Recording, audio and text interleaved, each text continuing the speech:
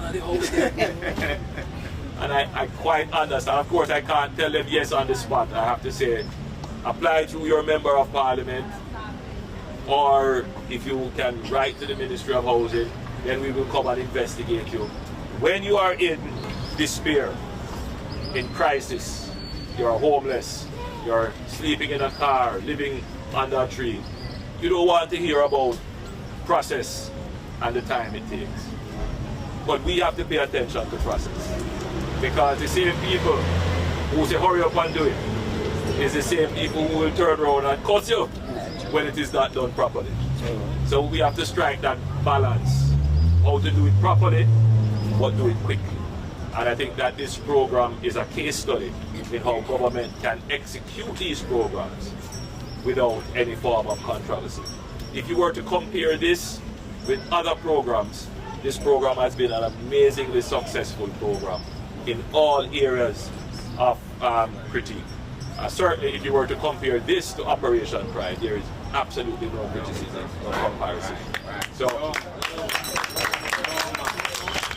again, it gives me great pleasure to hand over this house to Ms. Reynolds. But before we do so, even though the house is free to Ms. Reynolds, it is you, the taxpayers, who pay for it. And even though Ms. Reynolds is receiving the benefit, you, the taxpayer, also receives a benefit. And what we want to do is to secure that benefit.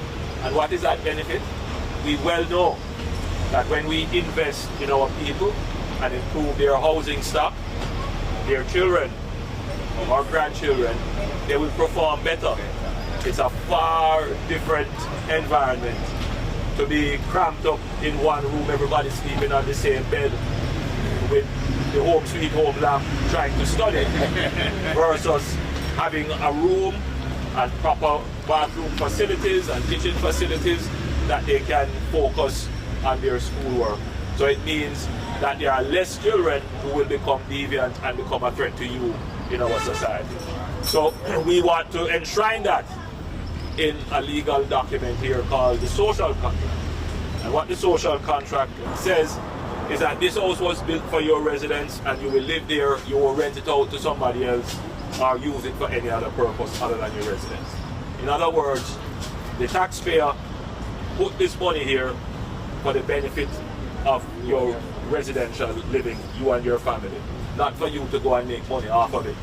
Because if that were the case, we could have given it to somebody else who really needed it. Right. Otherwise, you would fall in the category of the greedy and not the needy. Right? This house is for the needy.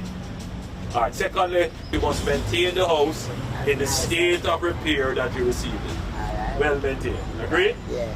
All right.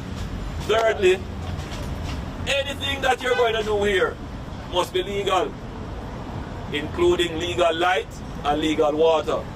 What do you say about that? Sure. Sure. Fourthly, if further fortune were to smile on you, let's say you win the lottery, and you say, you know what, I'm going up 2 more stories on this building. Before you do any modification, adjustments, additions, you must contact the new social housing program, and of course you must get your building approvals from the KSMC and so forth. But it is important that you get the advice and direction of the new social housing unit, because the house is built to a specification and you don't want to go and modify the house outside of what it was specified for. Alright? So we can advise you what weight the foundation can take, where the columns are, all those kinds of things before you modify the house. Because we have to still protect the taxpayers' investment in this house. Yeah.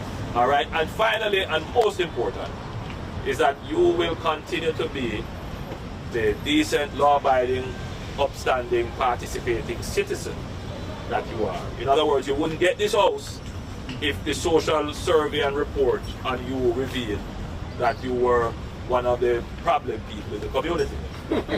Alright, we don't give these benefits to people who create problems in the community. We only give benefits to people who help to make the community better. Yes. Right? Because the taxpayers should not be rewarding people who are destroying communities. So we want you to continue to be a decent, law-abiding, upstanding citizen, and that you will ensure that these lovely boys will one day grow up to be prime minister, teacher, nurse, lawyer, policeman, soldier, people who are contributing to the community. All right? Good. So if you agree with all of those things, let us sign the document.